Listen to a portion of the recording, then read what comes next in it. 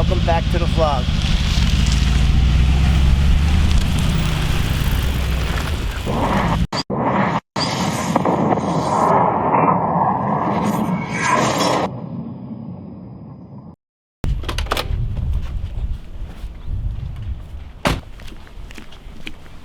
Hey, Joey. Welcome back.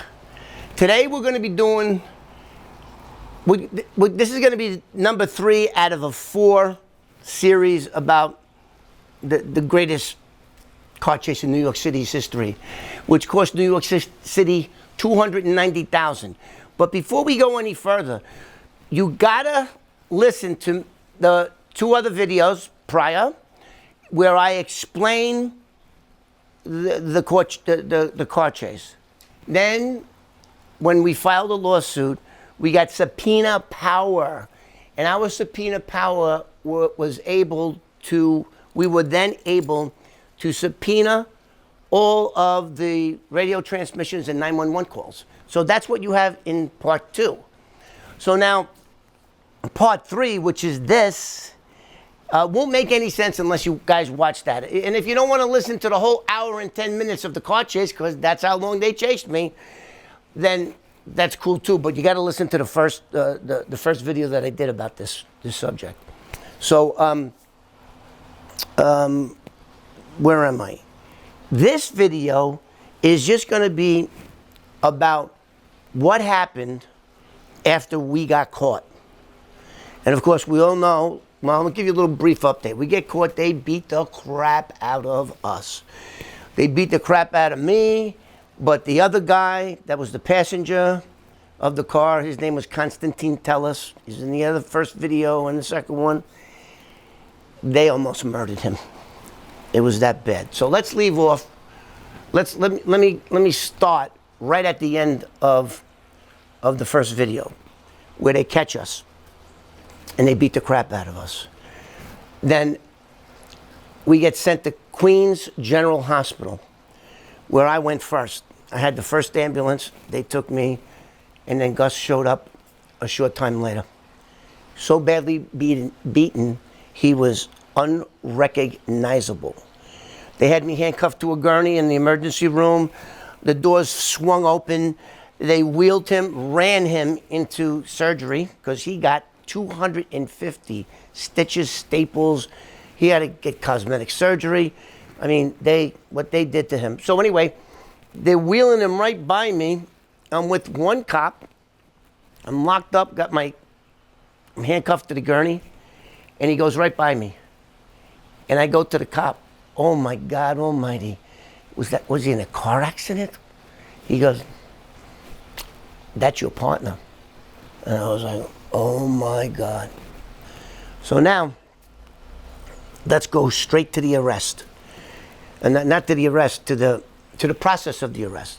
So they arrest us, they send us to the 114th precinct where they fill out the forms.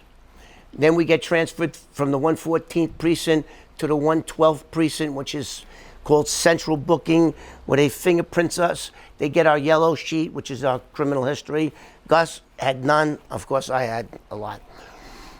So they got all the paperwork. They charged me with 3 counts of attempted murder on a police officer, reckless endangerment in the first degree, which is a D felony punishable by 7 years in prison, which is exactly the charge that I went to prison for in 1971. It's all in the book, Cop Without a Badge. So, and then looting, there was like 12 different charges they had on me. So now, the arresting officer wasn't the officer that apprehended us. He was the guy from White Castles, which I took off and left him. We got apprehended by 64 police officers and 32 police cars. They beat the crap out of us, and they all ran like thieves in the night, leaving one cop to transport me and another cop to transport Gus to the hospital. Okay, no, what we're talking about now. Okay, so let's forget about that. So now let's go back to, we're in the 112th, and they hit me with all these charges. and they hit Gus with the same charges. Because he started the chase, I ended it. And then what the procedure is in New York City is one central booking, got your yellow sheet, they get your photographs, you're sent to the Kew Gardens Supreme Court for arraignment. And what happens is New York City police officers take you to court, give all the paperwork to the correction officers, and then the correction officers put you in the holding cell, and you wait till the judge calls you. Could be the next day. They have night court there. So as soon as, now I'm with 114 Nora. That was his call sign. He brings us in. He hands the correction officer, or the bailiff in some other states, the paperwork. The correction officer takes one look at us and takes one look at the forms, and he goes, whoa, I can't accept them. You didn't fill out this part of how they wound up in that condition. We ain't taking them until you do that. So now the arresting officer, I got my friend here. Hi, baby. Hey, Lola. I got Lola here. She's a golden doodle. Come here. Pay attention. Sit. There you go, baby. I love my dogs. So now the correction officers and the police officer are arguing. The captain from the New York City Police, New York City Corrections, comes down and says, we're not taking them, get them out of here. Now don't forget, now I have like 8 charges, like big felony charges. And they're going back and forth.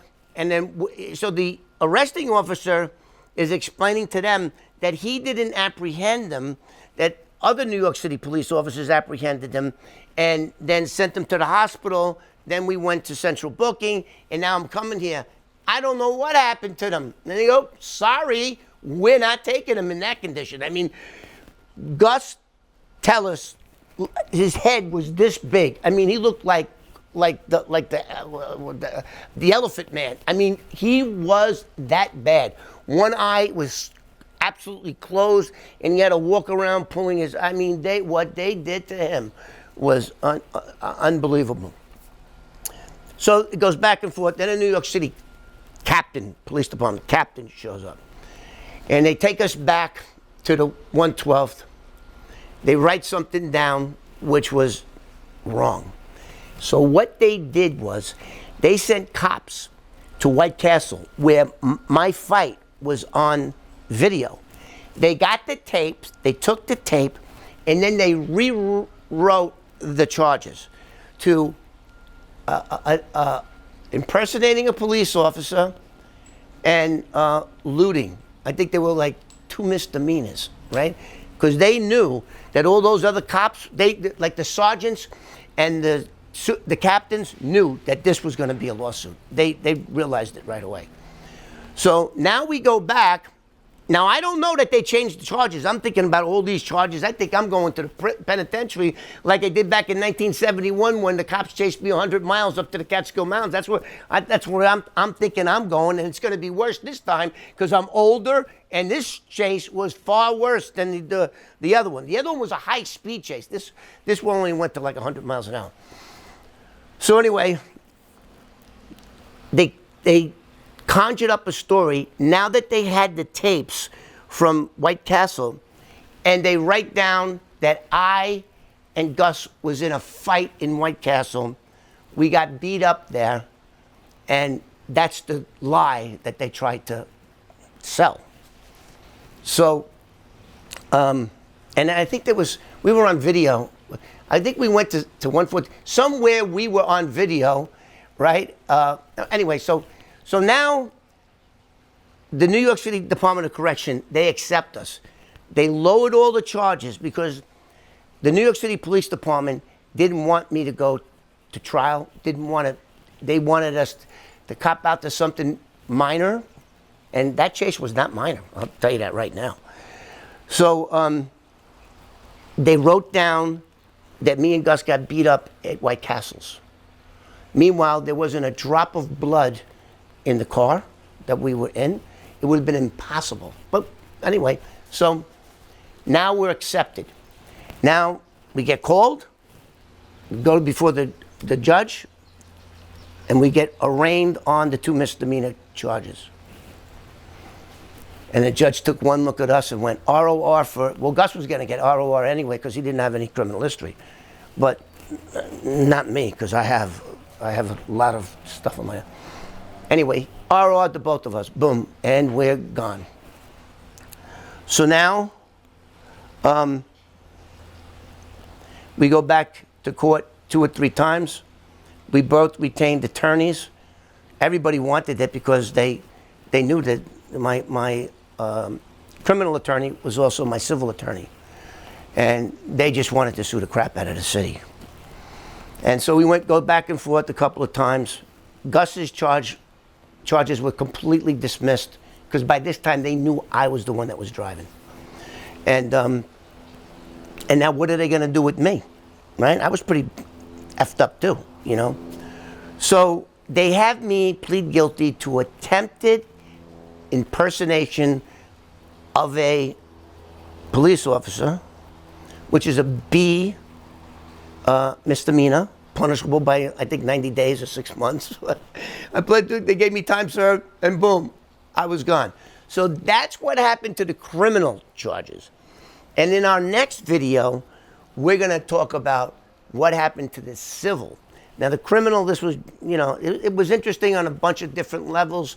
To all you people who are in law enforcement or know anything about the criminal justice system in New York, you know what I just told you wouldn't fly unless the New York City was sweating out getting sued. They knew, they had to know they were going to get sued. Everyone knew we were going to sue except us, you know, but then once we got represented, they went, this is going to be a slam dunk, we make a lot of money. And we did, $290,000. And in our next video, we're going to be talking about what took place at the civil lawsuit, and that's going to absolutely blow your mind. See you on it. Come here, come over here. Let me take a look at this is Lola. Up, come on Lola, up. I got a treat. I don't know if, can we see her on tape? Let's move the camera so we can see Lola. Hi Lola, sit, focus, and boom. Now give me a kiss. Oh, you little monkey. Give me a kiss. Give me a kiss. Give me a kiss. All right. See you on the next one.